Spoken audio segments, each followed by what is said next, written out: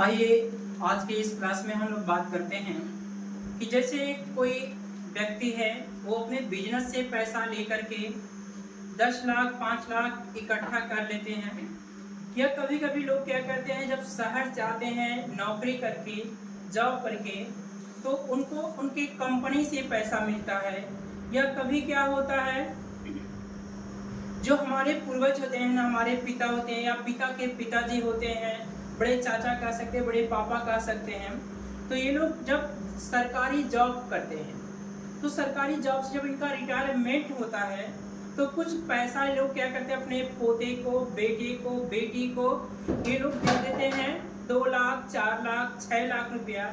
बोलते हैं कि ये पैसा आप ले जा करके किसी बैंक में आप खाता खुलवाइए और वहाँ पे पैसा फिक्स कर दीजिए।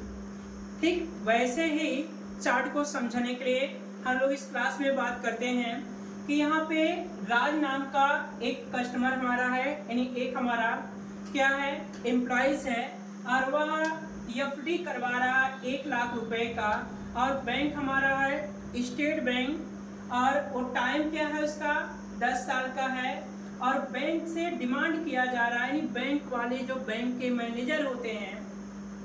बैंक के एम्प्लॉइज होते हैं, वो बता रहे हैं कि अगर आप 1 लाख रुपए 10 साल के लिए आप हमारे पास जमा करेंगे तो आपका जो रेट ऑफ इंटरेस्ट बनेगा 7.50 बनेगा, और फ्यूचर वैल्यू यानी आपका आने वाले समय में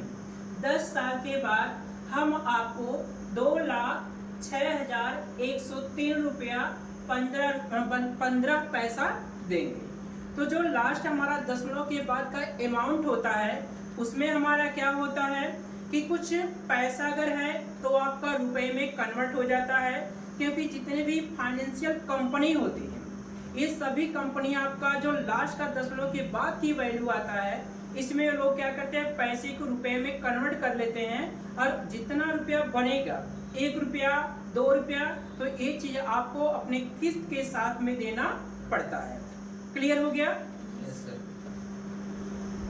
और इसमें जैसे कुछ बच्चे और होते हैं, जैसे अभी मान के चलिए कि अरकम का है, अरकम के पास टोटल कितने का है अमाउंट, इसके पास 80,000 रुपए के अमाउंट है, लेकिन जब बैंक में गया यानी स्टेट बैंक में गए तो वहाँ के एम्प्लॉय से यानी अधिकारी से कर्मचारी से बात की कि सर हमको ये पैसा एफडी करवाना है, वो भी कितने साल के लिए,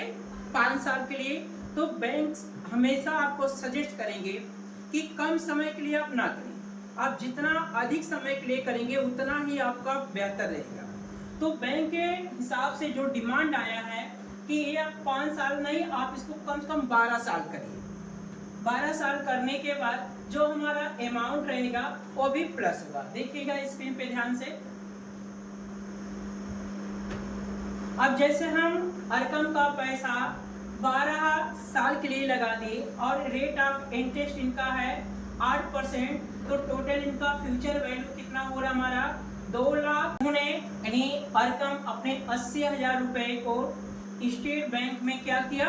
फिक्स्ड कर दिए 12 साल के लिए, नहीं 12 हमारा क्या है ईयर्स, 12 ईयर्स के लिए कंप्लीट किए। तो जो रेट ऑफ इंटरेस्ट इनका बनेगा वो रेट 8% का है, और टोटल इनका फ्यूचर वैल्यू कितना बन जाएगा 2,01,453 रुपया और 60 पैसा, यानी वो जो आपका 60 पैसा है वो आपका 70 यानी 1 रुपया में आपका कन्वर्ट हो जाएगा। क्लियर हो गया? कोई डाउट किसी बच्ची या किसी बच्चे को?